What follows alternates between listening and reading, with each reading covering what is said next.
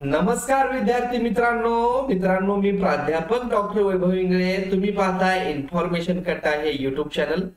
मित्रांनो, तुम्ही जर MHCET 2025 ची कुठलीही एग्जाम देणार असाल, लॉ असेल, पीएड असेल, एमएड असेल, MSc असेल किंवा MBA MCA असेल, कोणत्याही एग्जाम साठी तुम्ही फॉर्म भरलेला असेल आणि तुम्हाला लॉग इन करताना आता पासवर्ड आठवत नसेल, तर हा पासवर्ड कशा प्रकारे 2 मिनिटांमध्ये मिळवायचा याविषयीची माहिती आपण या व्हिडिओमध्ये पाहणार आहोत।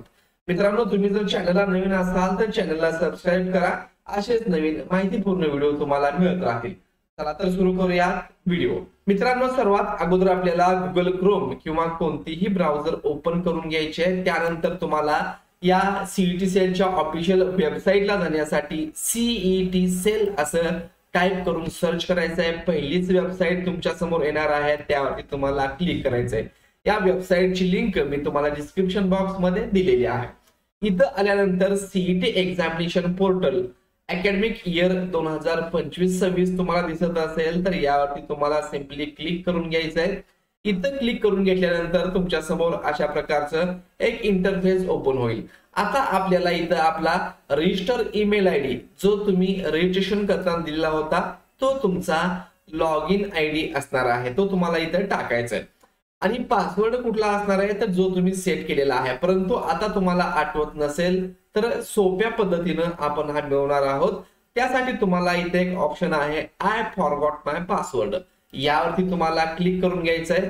जसं तुम्ही इथे क्लिक करून घ्याल तर तुमच्या समोर एक नवीन विंडो ओपन होईल। आता इथं तुम्ही जो तुमचं रजिस्ट्रेशन करत असताना जो ईमेल टाकलेला आहे तो तुम्हाला इथे टाकायचा आहे, व्यवस्थितपणे चेक करून टाकायचं आहे आणि त्यानंतर सबमिट या बटनावरती क्लिक करायचं आहे। जसं तुम्ही इथे सबमिट कराल, you should receive an email shortly with further instructions असा एक मेसेज येतोय। तर आता आपला मेल बॉक्स आपल्याला ओपन करायचा आहे। ईमेल ओपन केल्यानंतर त्याच्यावरती तुम्हाला एक मेल येणार आहे,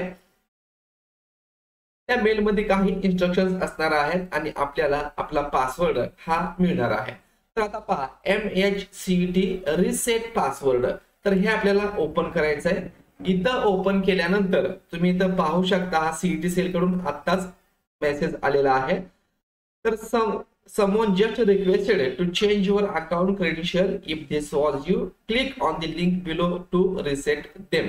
आणि ही लिंक जी असणार आहे ती 10 मिनिट तुम्हाला अवेलेबल असणार आहे, त्यानंतर ही डिॲक्टिव्हेट होईल, यावरती क्लिक होणार नाही।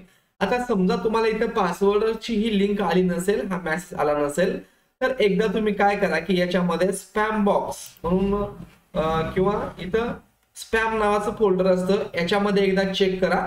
काही मेसेज स्पॅम मध्ये देखील जाऊ शकतात। इनबॉक्स मध्ये आला असेल तर अशा प्रकारे ओपन करून घ्या आणि रिसेट युअर पासवर्ड हे जे तुम्हाला ब्लू कलरची लिंक दिसते यावरती क्लिक करायचंय।